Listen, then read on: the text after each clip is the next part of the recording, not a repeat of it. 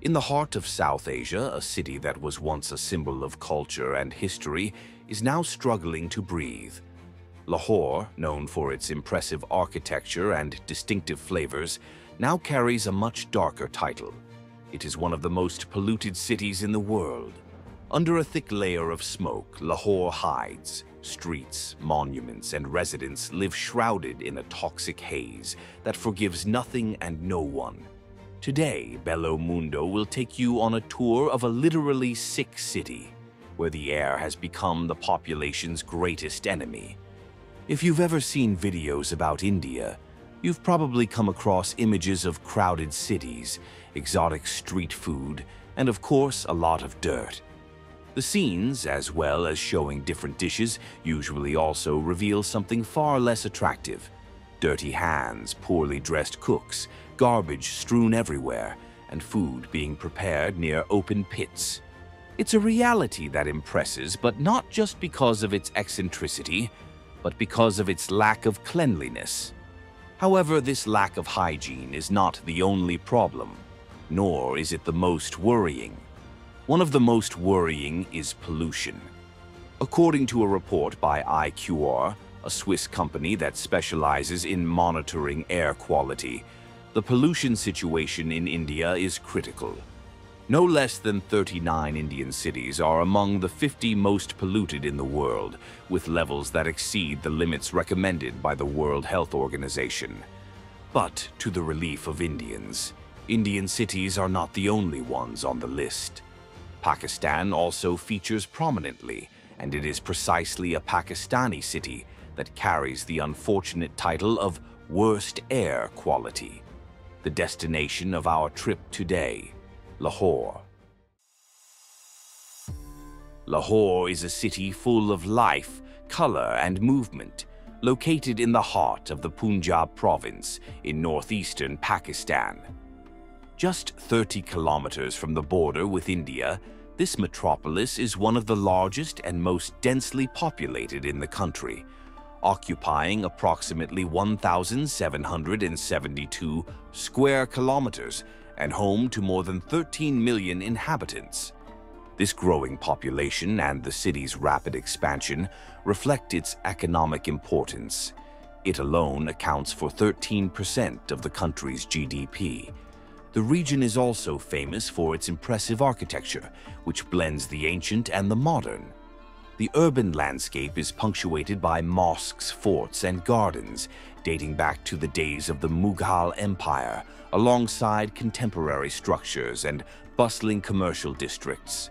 Summers here are intense, with temperatures easily hitting 40 degrees Celsius, while winters bring a dry and cold climate, causing very drastic weather changes throughout the year.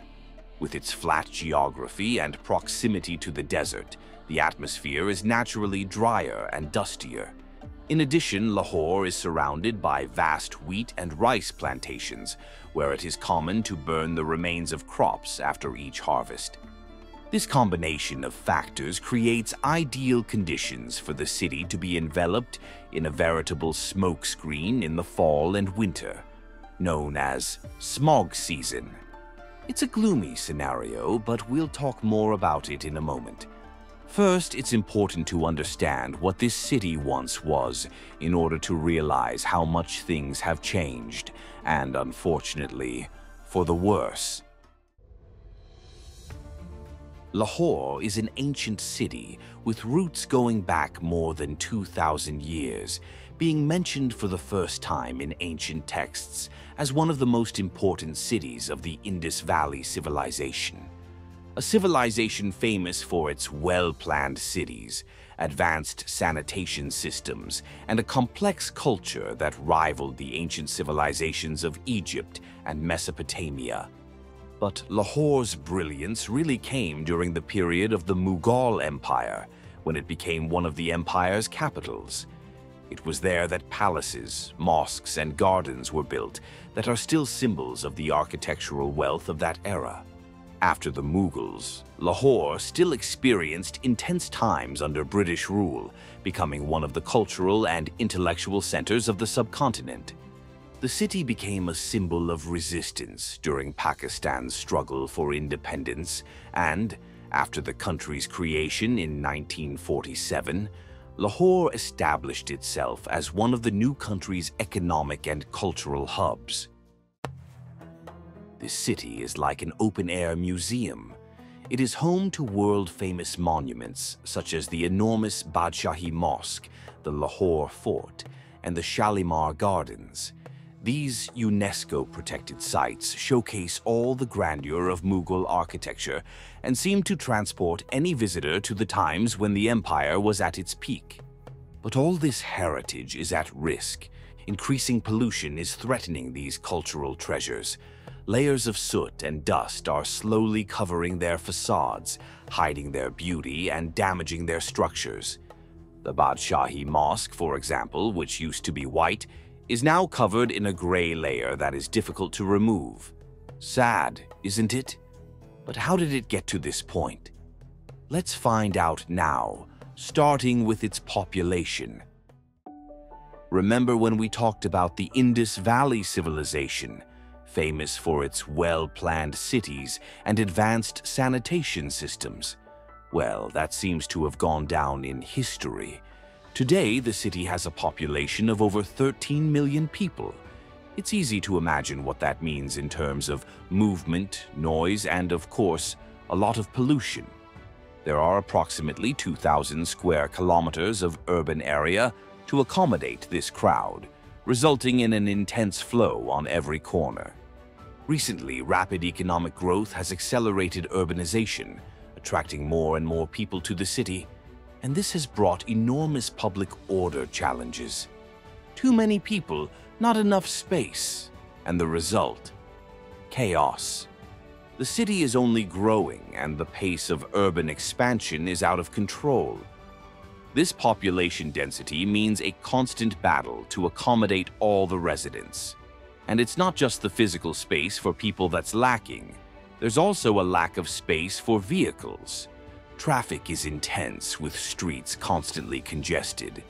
Without an infrastructure that can keep up with the pace of growth, the city is facing a real collapse in mobility. And this is where the second reason for pollution comes in: chaotic traffic. The lack of efficient public transportation means that millions of people have to use their own vehicles, which only increases pollution levels and chaos on the streets. Imagine a city where everyone seems to be always late, racing to gain every inch of space on the asphalt. That's the reality of traffic here. The streets, often narrow and without proper signage, become a real battleground between cars, motorcycles, bicycles, and even donkey carts, which are still common in some areas.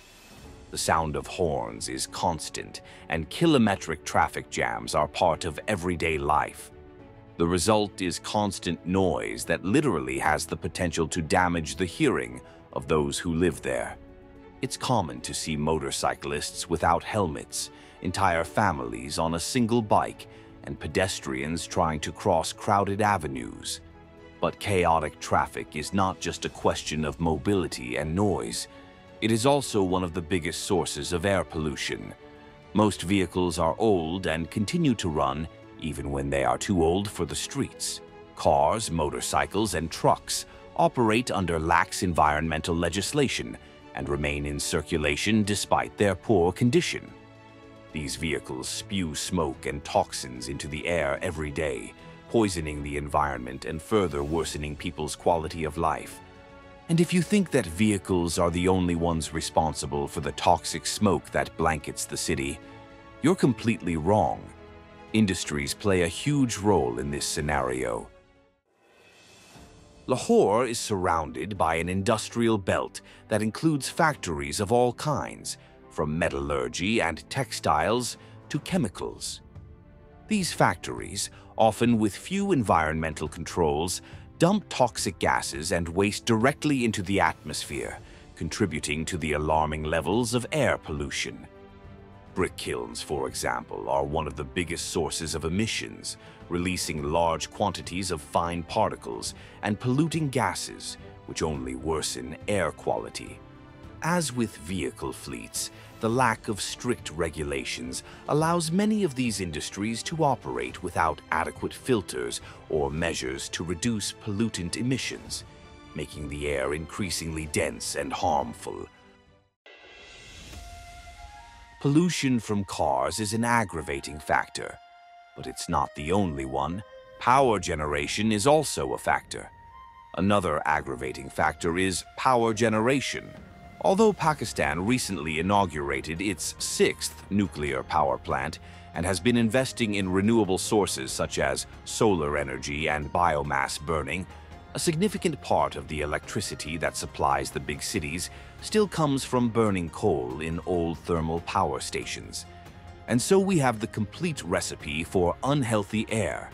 The combination of fossil fuels, outdated energy generation systems, and the lack of efficient environmental control results in the continuous poisoning of the atmosphere. And as a result, a dense, toxic haze emerges that can literally kill. In horror movies, the people responsible for the deaths are usually sinister figures who emerge from the fog, right? Remember the movie The Fog, based on the work of Stephen King. In it, a mysterious mist traps people, hiding terrible creatures that attack and kill without mercy. In Lahore, it is the mist itself that kills. In the cold months, especially in late fall, the situation becomes even more dramatic. The winds lose their strength, and the huge mass of pollutants covering the city simply won't dissipate. And as if that weren't bad enough, it's not just vehicles, thermal power stations, and industries that contribute. The population itself also plays a part. Traditionally, towards the end of the year, after the winter harvest, millions of farmers burn leftover rice to clear the fields and prepare them for the next wheat harvest. And the result? A scene reminiscent of a real apocalypse. At this time, visibility in Lahore drops to a few meters, with the city covered in a suffocating dense fog. This smog, as it is called, goes far beyond just being ugly. It is made up of very fine particles of pollutants, which, when inhaled, enter the lungs and bloodstream. Walking through the streets becomes a suffocating experience, as if the air had an invisible weight. Visibility is so low that drivers have to use headlights even during the day. This toxic cloud affects not only health, but also everyday life in the city. Many businesses reduce their opening hours because of the low visibility and high concentration of pollutants. And just 15 kilometers from the border with India, Lahore ends up pushing this cloud of pollution to the north of the neighboring country, where it mixes with Indian pollution. The result, unfortunately, is one of the regions with the worst air quality in the world. As if the aforementioned pollutants weren't enough, the city has mountains of garbage everywhere. Waste collection and recycling processes are practically non-existent, while population growth only increases the pressure on the infrastructure. With more than 13 million inhabitants, tons of household waste are generated every day, but the collection capacity can't cope. Much of the waste accumulates in gutters, open sewers, and low-lying areas, damaging the environment and worsening sanitation conditions. This scenario creates the shocking images of garbage on garbage that we find when we search for information about the region. And who pays the price for all this? Pollution is taking a heavy toll, especially on people's health. The air we breathe is so contaminated that respiratory and heart diseases have become routine here. Children, the elderly, and those who already have health problems suffer even more, but no one escapes the effects. During smog season, the increase in patients in clinics and hospitals is striking. Many people live with a constant cough, shortness of breath, and chronic problems. To give you an idea, in 2021, at the height of the coronavirus pandemic, several headlines appeared highlighting the fact that, in Pakistan, coughs came more from pollution than from COVID-19. Illnesses such as asthma, bronchitis, and even heart complications are becoming more frequent, and the impact is also weighing on the pocket. Medical consultations and treatments have become a mandatory part of many families' expenses. One episode drew attention in October 2023, when the air became so toxic that the authorities closed schools, markets, and parks for 4 days. Tens of thousands fell ill, and the message was clear: only leave the house if you have to. Doctors and specialists stressed that wearing masks and staying indoors were the safest ways to avoid respiratory crises, eye infections, and even skin diseases. What was once a symbol of prosperity and culture has now become a warning about the damage that pollution can cause. Despite all the chaos, the authorities are trying some measures to reduce pollution. One of the most talked about is cloud seeding, or artificial rain. Basically, they drop substances like silver iodide into the clouds to make it rain, in the hope that the water will fall and wash some of the air away. This has already been done elsewhere, such as at the Beijing Olympics in 2008, to prevent rain during the competitions. But does it really work? The truth is that many question the effectiveness and safety of this technique. Silver iodide, for example, can accumulate in soil and organisms, and there are reports that it can even cause changes in skin and eye color. Not to mention that messing with a city's climate can have unexpected effects, such as flooding and changes in rainfall patterns. In addition to cloud seeding, cameras and drones monitor the most polluted areas, and residents are encouraged to leave their cars at home on peak pollution days.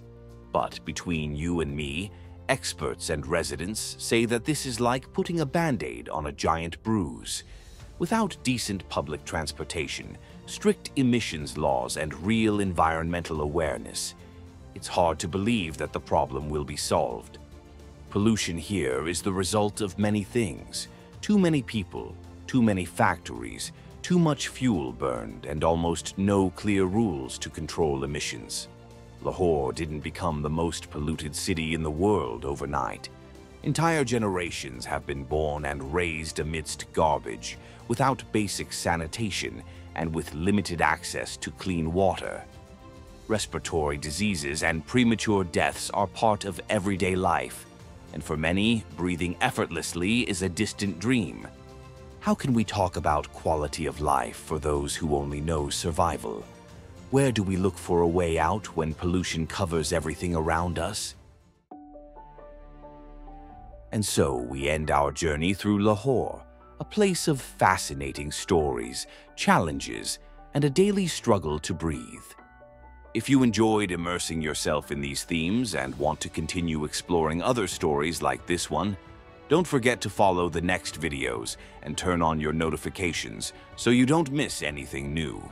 To those of you who have watched so far, thank you very much, and we'll see you in the next episode of this journey through our Bello Mundo.